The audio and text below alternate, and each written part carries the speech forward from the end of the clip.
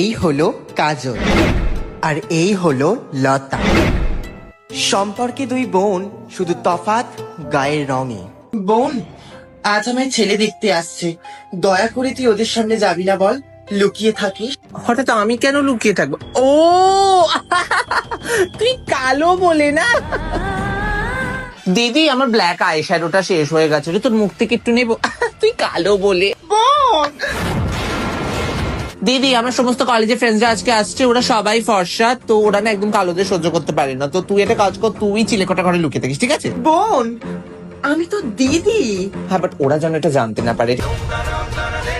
Next week dance performance আছে, তো তোদের সবাইকে আমি আজকেই ডান্স তুলিয়ে দেবো, ঠিক আছে? আমি কি গানে নাচবো? তুই নাচ করবি স্টেজে উঠে? মানে দেখ দিদি, একটা মুখেরও তো ব্যাপার আছে, রূপ বলে তো কিছুই নেই তোর। কি নাচবি তুই স্টেজে উঠে? সবাই তো হাসবে।